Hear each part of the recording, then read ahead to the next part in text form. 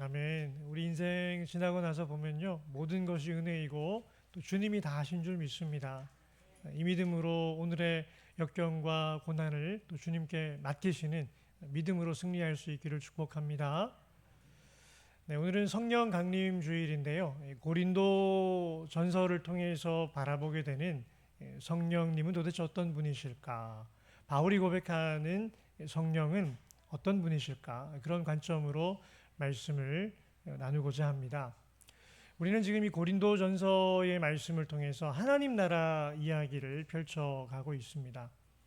고린도라는 그 타락한 땅에서 바울은 너희의 시민권이 하늘로 옮겨졌으니 땅에 발을 딛고 살지라도 하늘을 살아가는 것처럼 하늘 시민권자답게 살아가라 권면하고 있습니다. 그래서 오늘도 이 고린도 전서 가운데 있는 하나님 나라의 영토, 아무리 타락한 땅이어도 십자가의 복음이 점령하지 못할 땅은 없습니다. 고린도가 하나님 나라의 영토가 되었고요. 또 그 땅에 예수의 복음을 받아들인 자들은 하나님 나라의 백성으로 거듭났습니다. 그리고 이들이 예수 그리스도의 주권을 그 땅 가운데 세워가서 하나님 나라의 영역이 확장이 되는데, 그 하나님 나라가 운영되어지는 결정적인 원리는 무엇일까요? 사랑의 원리입니다. 그럼에도 불구하고 이 하나님의 나라는 시제의 관점이 필요한데 이미 우리에게 다가와 있지만 아직 아닌 완성을 향해 나아가고 있습니다. 그 믿음으로 현재의 고난을 인내하며 소망 가운데 살아가는 것이 그리스도인들에게 주어진 하나님의 뜻입니다. 오늘은 이 영토에 이어서 그 하나님의 거룩한 땅 영토에 살고 있는 하나님 나라의 백성은 도대체 어떤 존재인가에 대한 이야기를 하려고 합니다. 한마디로 말하면 하나님 나라의 백성은, 우리 제목 한번 함께 읽어볼까요?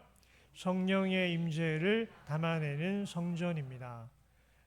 바울이 지금 고린도 교회에 하나님 나라의 백성은 누구냐? 성령의 임재를 담아내고 있는, 한번 경험한 사람이 아니에요. 담아낸다는 것은 지금 계속 머물러 계시는 성령을 의미합니다. 한번 왔다가 강력한 은사를 체험하고 떠나가시는 분이 아니고요. 어디 계시죠? 우리 안에 계시는 거예요. 우리 안에. 우리 안에 성령의 임재가 담겨 있으면 성령께서 거룩하시기 때문에 우리를 성전이라고 부르는 겁니다. 우리가 인간이 지은 건물을 성전이라고 했던 유일한 이유는요, 그 건물 안에 여호와의 임재가 있었기 때문에 성소라고 하다가 건물을 크게 지으니 성전이라고 한 것입니다. 근데 이 바울은 보이는 건물이 아니라 진정한 성전은 누구라는 거죠? 나 자신이라는 겁니다. 예수를 믿고 성령의 임재를 담아내고 있다면 그 사람이 바로 성전이다라고 하나님 나라 백성의 정체성을 이야기해 줍니다. 자, 이걸 좀 구체적으로 하나하나 살펴보려고 하는데요. 우리 성도님들, 내가 성령의 전이 되었다는 걸 인정하십니까? 아멘. 그런데 우리가 이걸 좀 구체적으로 보게 되면요, 바울은 지금 어떻게 이야기하느냐, 우리 한번 천천히 한번 함께 읽어보겠습니다.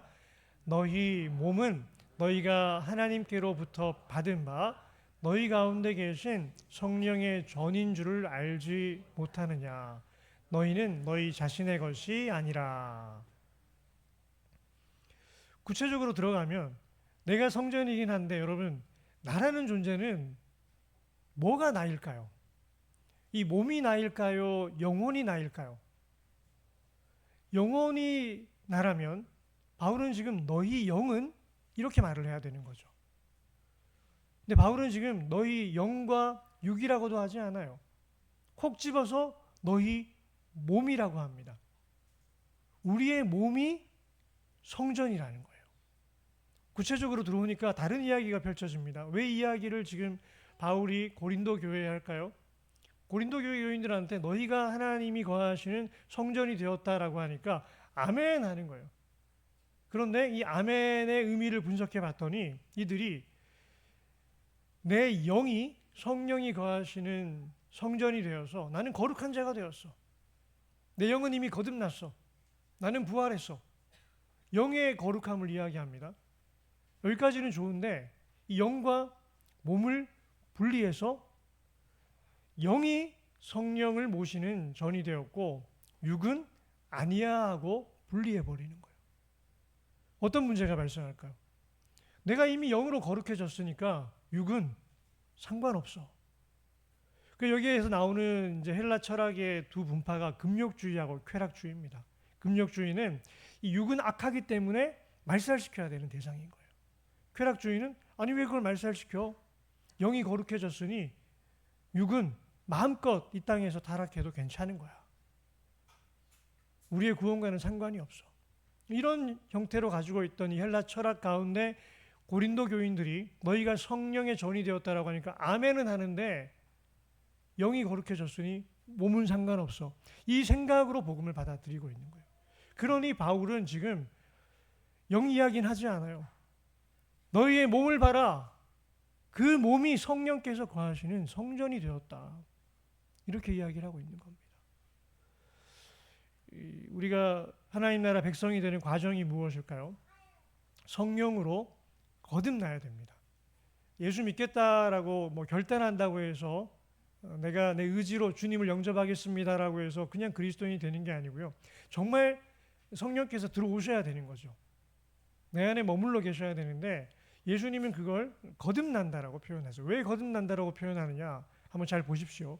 거듭나기 전의 상태에 대해서 성경은 어떻게 이야기하느냐? 그는 즉 예수 믿기 전의 상태죠. 그는 하나님이시고요. 우리의 상태에 대해서 이렇게 말을 합니다.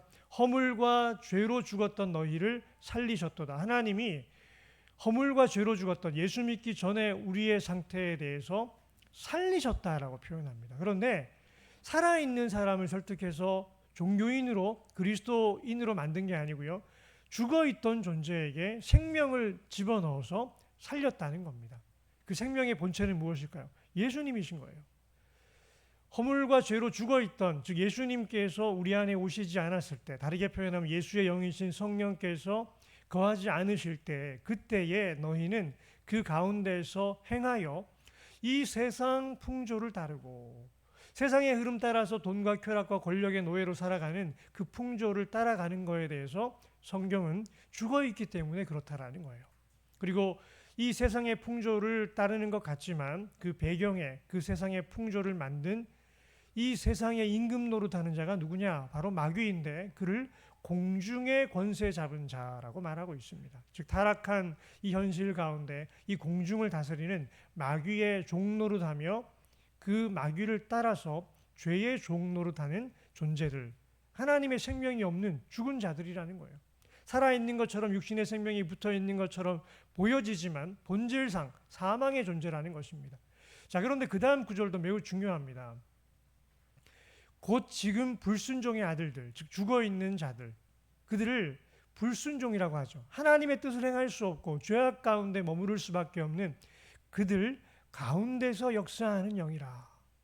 즉 예수 그리스도의 영이 우리 안에 계시지 않을 때 이 자리가 비어있지 않습니다. 누가 차지하고 있을까요? 마귀가 차지하고 있는 겁니다. 마귀의 종노릇 하는 대로 그 마귀의 영이 우리 안에 들어와서 우리를 이끌고 있는 거예요. 이게 바로 거듭나지 못했을 때의 상태입니다. 자, 그러면 거듭난다는 건 무슨 의미일까요? 니고데모가 예수님을 찾아가서 어떻게 하나님 나라에 들어갈 수 있습니까? 라고 할 때 예수님은 율법을 어떻게 네 의지를 다해서 지켜라 이게 아니에요. 진실로 내게 이르노니 사람이 물과 성령으로 나지 아니하면 하나님 나라에 들어갈 수 없느니라. 거듭나지 않고는 하나님 나라에 들어갈 수 없다라고 하시는 말씀인데 예수님이 왜 하필 물을 말씀하실까요? 이게 단지 그냥 갑자기 하시는 말씀이 아니고요. 이미 구약에 계속해서 계시되어져 오던 우리의 거듭남에 대한 이야기를 매우 축약해서 물과 성령으로 난다라는 표현 가운데 하고 있는데요. 이걸 이해하려면 에스겔서를 통해서 하나님께서 궁극적인 구원의 미래에 대해서 이미 구약 시대에 선포해 주신 말씀을 살펴볼 필요가 있습니다. 하나님께서 에스겔에게 이런 말씀하시죠. 맑은 물을 너희에게 뿌려서 너희로 정결하게 하되. 왜 물이라고 하실까요? 우리의 육체적인 행실이 예수님 안에서 거룩해지는 것을 의미하고 있습니다. 우리 영이 거듭났으니 육신은 상관없어. 그런 게 아니에요. 이건 구약의 말씀일까요?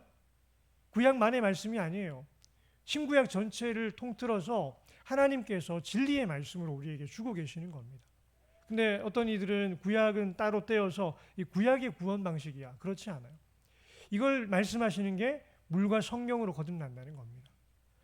곧 너희 모든 더러운 것에서와 모든 우상 숭배에서 너희를 정결하게 할 것이며, 실제로 하나님께서 이스라엘 민족을 구원받은 백성답게 빚어가실 때 그들 삶 속에 있는 육체적인 행위 가운데 있는 우상 숭배에서 그들을 정결하게 하시는 것을 물을 뿌려서 깨끗하게 하신다라고 표현하고 있습니다. 그런데 단지 행위만의 변화가 아니라는 것을 말씀하시고자 그 아래에 보게 되면 새 영을 너희 속에 두고 새 마음을 너희에게 주되, 이 성령으로 거듭나는 의미를 말하고 있는 겁니다. 물과 성령으로 거듭난다는 거예요. 우리의 행실과 우리의 영혼이 연결되어 있어서 온전한 거듭남을 이야기하고 있습니다. 새 영을 너희 속에 두고 새 마음을 너희에게 주되 너희 육신에서 굳은 마음을 제거하고 부드러운 마음을 줄 것이며, 또 내 영을 너희 속에 두어 너희로 내 율례를 행하게 하리니 너희가 내 규례를 지켜 행할지라. 자, 이제부터 좀 분석해 볼 필요가 있습니다. 저기 새 영을 너희 속에 두고라고 할 때 저 새 영은 성령일까요? 나의 영일까요? 한번 고민해 보십시오. 성령일까요? 나의 영일까요? 우리 성도님들은 대체로 성령을 주신다는 것은 익숙합니다. 그렇죠? 그러니까 성령이다라고 생각하는 성향이 강하시죠. 근데 그 성령은 어디 나오냐면요, 밑에 세 번째, 아래에서 세 번째 줄에 또 내 영을 너희 속에 두어라고 있죠. 이 성령입니다. 성령은 또 주시겠다는 거예요.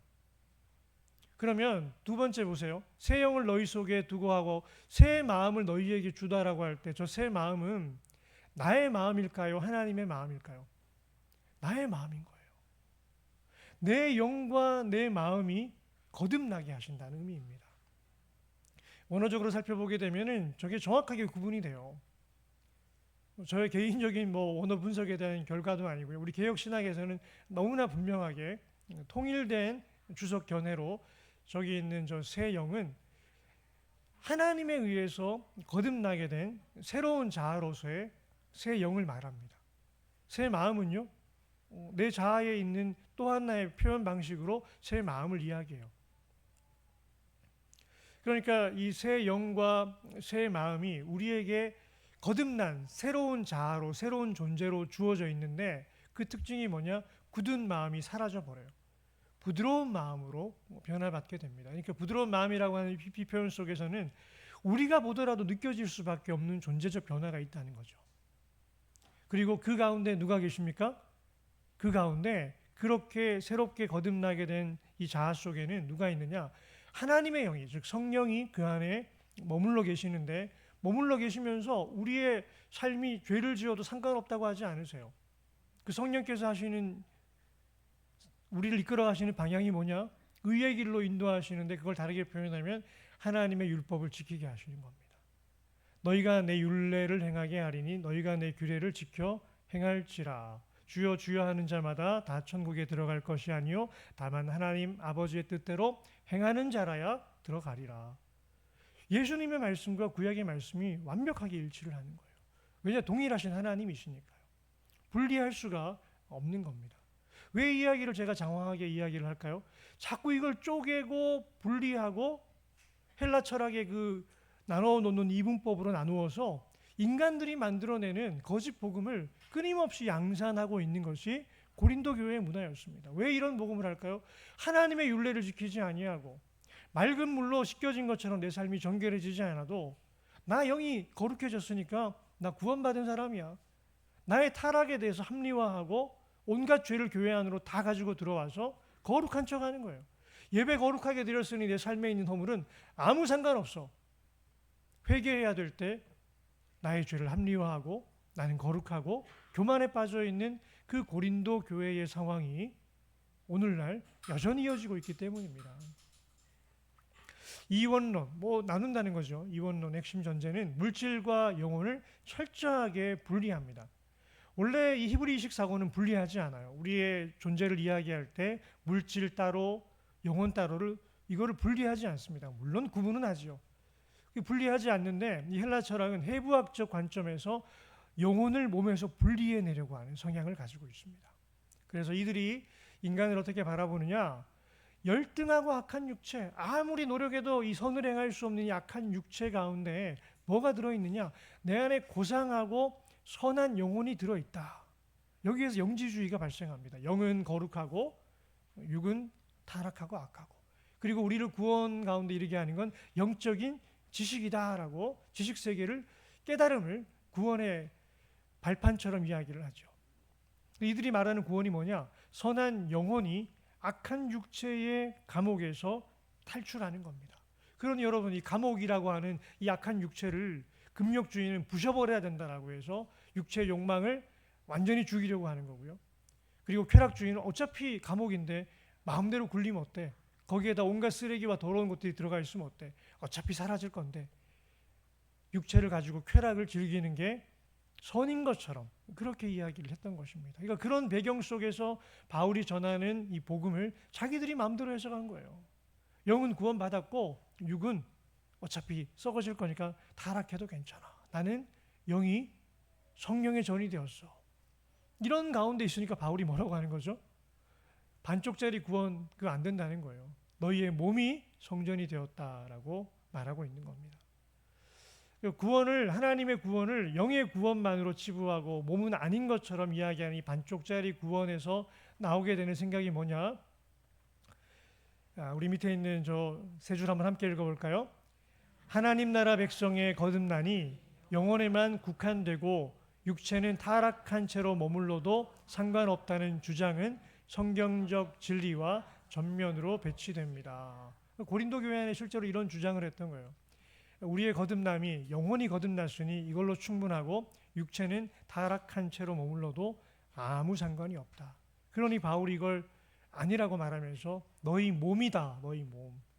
너희 몸이 이미 영과 함께 거듭났고 너희의 육체와 몸이 다 주님의 소유가 되었고 그게 바로 너희라는 존재인데 그게 성령의 전으로 부름을 받은 거다. 그러니 회개망측한 소리 하지 말아라. 너희 영이 주님의 것이 되었으면 너희의 몸도 주님의 것이다라고 말하고 있습니다. 바울은 더 나아가서 이 성령의 전인 인간이 성령께서 우리 안에 거하신다는 것, 영적 존재로서 예수님과 연합한다는 것, 이걸 경험할 수 있는 신비가 있는데 그 신비가 뭘까요? 부부관계입니다. 우리가 제가 자주 언급했죠. 우리 인간이 가지고 있는 참 놀라운 신비 하나가 사랑하게 되면은 내 안에 너 있다 이런 말을 하는 거예요. 내 안에 기생충이 있는 것까지는 우리가 의학적으로 이해가 되는데 내 안에 너 있다라고 하면 이게 이해가 되겠습니까? 너는 나의 바깥에 있는데, 근데 사랑의 신비에 빠져보게 되면 내 안에 너 있다라는 거에 우리가 감동을 받아요. 그래서 드라마의 대사 중에 하나인 내 안에 너 있다. 그게 그 드라마 속의 인물들에게도 감동 있는 모습으로 연출되지만 실제로 우리 삶의 현장 속에서 내 안에 너 있다. 그런 고백을 하면서 우리는 이해가 되는 거예요. 아, 정말 깊이 사랑하면 내 안에 네가 있고 네가 내 안에 있고. 그러다 보니까 부부싸움 하면서도 요즘 당신 안에는 내가 없는 것 같아. 이런 이야기를 하는 거예요.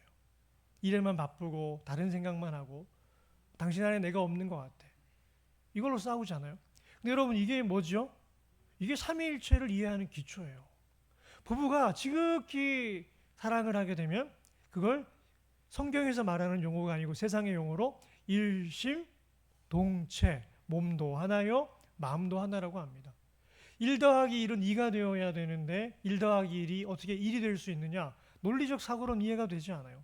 근데 우리가 인간이 되어서 영적 존재가 되어서 1 더하기 1이 1이다. 부부가 하나다. 일심동체다. 이해가 돼요. 왜요? 영적 존재니까요. 육을 가진 영적 존재니까 부부가 하나 더하기 하나가 둘이 아니고 하나다라는 것을 우리가 이해할 수 있습니다. 이렇게 이해하면 삼위일체가 쉬워요? 안 쉬워요? 1 더하기 1 더하기 1인데 성부 더하기 성자 더하기 성령인데 1 더하기 1 더하기 1인데 이게 3이 아니고 뭐예요? 1이에요. 1. 하나님이 한 분 하나님이신 게 이게 너무 당연하고 너무 쉬운 거예요. 지극한 사랑이 하나가 되게 하는 겁니다. 그러니까 이 삼위일체 하나님이 어떤 분이신가를 이해할 수 있는 기초로 우리 존재를 하나님의 형상을 따라 만들어 주신 거예요. 그 인간이 성령을 담아내는 전일 뿐만 아니고 지극한 사랑 가운데 부부가 서로를 담아내는 사람의 전으로서 살아갈 수 있게 해주셨습니다. 그러기에 바울이 너희가 그런 존재로 지음을 받고 이 땅을 살아가는데 어찌 창녀와 합할 수 있겠느냐? 창녀와 합하는 자는 그와 한 몸인 줄을 알지 못하느냐? 오늘날에도 이 성윤리를 이야기할 때 이런 방식으로 이야기를 합니다. 오늘 세상의 이 성윤리는요, 동의했는가요? 충분한 성숙한 가운데 성인이 되어서 자기의 이 자아의 원함으로 만 19세 이상의 이 성년이 되었을 때 자기 결정권이 있는 가운데 그런 대상들이 서로 동의했느냐 동의하지 않았느냐. 동의했으면 괜찮다는 거예요. 내가 원하는 무엇이든지 어떤 목적이든지 상관없으니 둘이 동의했다면 상관이 없는 겁니다. 그리고 사회 속에서 윤리를 이야기할 때는 시민사회 속에서 법적인 윤리가 아니고요.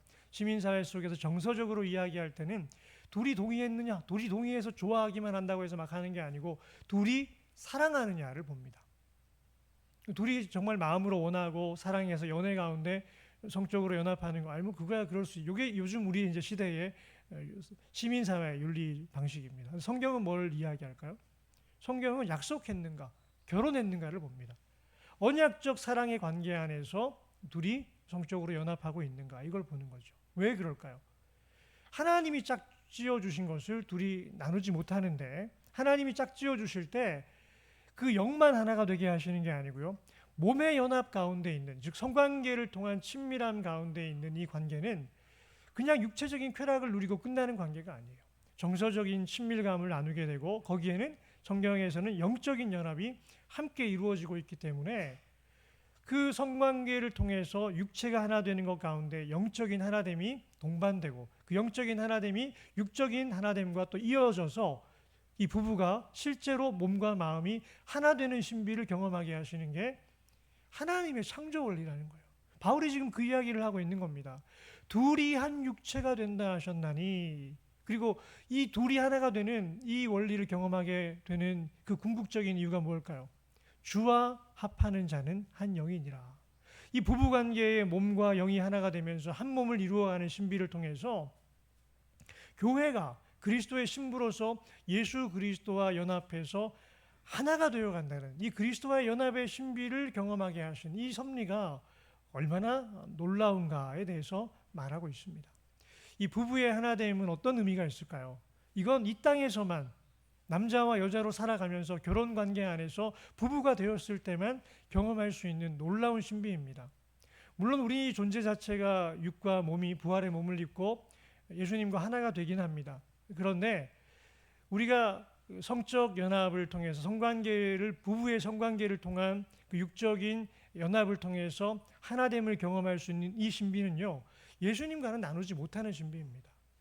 이건 우리가 이 지구에서, 이 땅에서 부부로 부름을 받았을 때 경험할 수 있는 이 땅에서만 주어진 특별한 하나님의 은혜이고 신비입니다.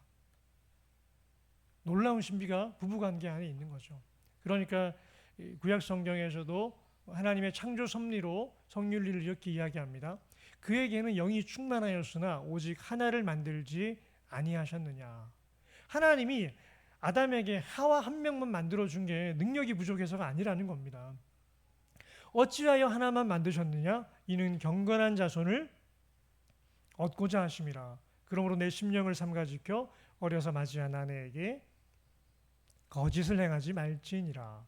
부모가 자녀에게 줄 수 있는 최고의 선물은요, 배우자를 온 마음과 정성을 다해 사랑하는 것입니다. 아빠 엄마 자기들끼리 좋아서 뭐 저렇게 계속 다녀? 근데 지나고 나서 보면요, 그래서 행복한 거예요. 하나만 있는 그 상황이 부족한 게 아니라 거기에 놀라운 천국의 신비가 있습니다. 왜냐, 그런 경험을 하다 보면 예수님의 이 말씀이 이해가 되는데요. 아버지께서 내 안에, 내가 아버지 안에 있는 것 같이 그들도 다 하나가 되어 우리 안에 있게 하사.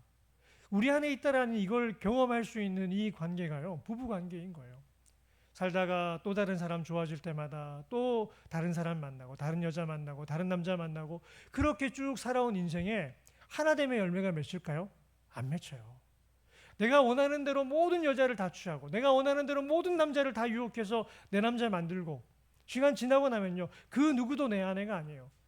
예수님께서 그래서 네 남편 데리고 와봐라 할 때 남편이 없나이다라고 하는 그 여인의 말에 네 말이 맞다. 5명의 남편이 있는데 한 명도 없는 것이지. 하나님의 이 신비를 경험하지 못하는 채로 결혼만 많이 했지 하나님이 원래 주시고자 했던 하나됨의 신비를 경험하지 못하는 채로 끝나는 거예요. 그러니까 바울은 이 하나됨의 신비 속에 있는 예수 그리스도와 연합을 향해 나아가는 그 성도로 우리를 초청하고 있는데 예수님이 동일한 말씀하고 계신 거예요. 우리 노란색 글씨 2줄 함께 읽어보겠습니다. 우리가 하나가 된 것 같이 그들도 하나가 되게 하려 함이니이다. 와, 정말 믿기지 않는 은혜죠. 성부, 성자, 성령 이 삼위일체 하나님의 그 하나됨의 그 연합의 관계 속으로 우리를 초대하고 계시는 거예요. 우리를 성부, 성자, 성령의 그 하나됨의 신비 속으로 초대하고 있는 이 놀라운 은혜가 우리 그리스도인들에게 주어진 하나님의 신비이고 은혜입니다. 자, 이런 존재로 우리를 부르셨기 때문에 우리는 성령의 전이고 사람의 전임과 동시에 우리의 궁극적인 하나님 나라 백성의 궁극적인 비전은 예수 그리스도의 신부입니다. 우리가 이 땅에서는 부부의 연을 맺은 사람과 하나됨의 신비를 이루어가지만 우리가 궁극적으로는요 예수님과 그런 관계로 나아갑니다. 그래서 바울은 오늘 결론적으로 이런 말씀을 하죠. 우리 함께 읽어볼까요? 값으로 산 것이 되었으니 그런즉 너희 몸으로 하나님께 영광을 돌리라. 왜 값으로 샀다라고 하는 표현을 하고 몸이라고 할까요? 예수님께서 우리의 영만을 위해서 죽으신 게 아니에요. 우리의 몸도 사셨습니다. 죽었다는 건 핏값을 지불했다는 거고요. 구속이라는 건 값을 주고 산다는 의미인데 예수님께서 예수의 피로 예수의 몸으로 우리의 몸을 사고 예수의 영으로 우리의 영을 사는 것처럼 온전한 예수님의 그 인격체 전인적인 자아가 우리의 자아를 대신해서 죽으시고 우리를 온전히 사셨다는 겁니다.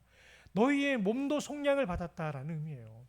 그러니까 그 몸으로도 예수님의 소유인 것처럼 예수님께 영광을 돌리는 거룩한 삶을 살아가라라고 합니다. 즉 우리를 초대하시는 거룩한 부르심은요 영원히 순결한 신부만이 아니라는 거예요. 몸과 영혼이 즉 육체와 영혼이 함께 하나 되어서 순결한 신부로 우리를 부르고 계십니다. 우리 함께 읽어보겠습니다.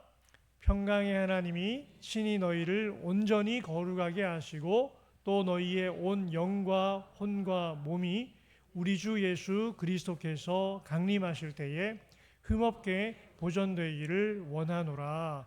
아멘.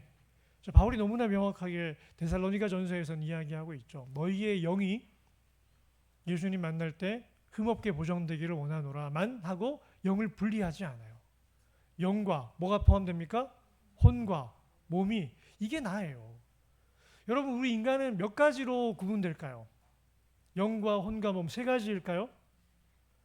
이거 분리해서 더 많이 하게 되면요 지, 정, 의, 영체로 5가지로도 분류가 돼요.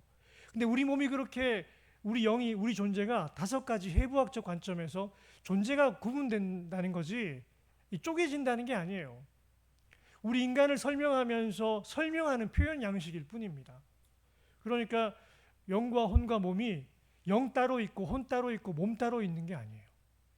근데 이 신학적으로는 삼분설이라고 해서 3개로 분리하는 겁니다. 영 따로 혼 따로 몸 따로 이걸 신학적 용어로는 삼분설이라고 하는데 우리 개혁신학은 이 삼분설을 어떻게 바라보느냐 이단이라고까지는 치부하지 않아요. 그런데 그릇된 성경의 해석이라고 명확하게 이야기를 해요. 그리고 거기서 더 나아가면 이단 사이비들이 출몰을 합니다. 그럼 우리 개혁신학의 우리 정통신학은 뭘 이야기할까요? 이분설을 이야기합니다. 그런데 그것도 이분설이 분리되는 이분설이 아니고요. 전인적 이분설을 이야기해요. 전인적이라는 건 하나라는 거예요. 영혼과 육체로 분리하게 되는데 이 2개가 해부학적으로 쪼개지는 게 아니라는 거예요. 왜 이걸 구분하느냐? 우리의 죽음 앞에 이르게 될 때 우리가 분리를 경험하게 되거든요.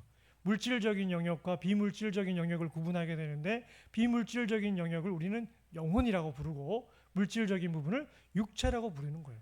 근데 삼분설자들은요, 삼분설을 이야기하는 분들은 영 따로 혼 따로 몸 따로를 해놨다니 죽음 앞에 이르게 되면 영은 하나님께 가는 거고 혼과 몸은 사라진다고 하는데 그럼 혼이라는 게 어디 갔냐 했을 때 할 말이 없는 거예요. 자, 잠깐만요. 저기 바울의 저 말 표현 속에서 제가 크게 써놓은 게 있네요. 온이라고 되어 있죠.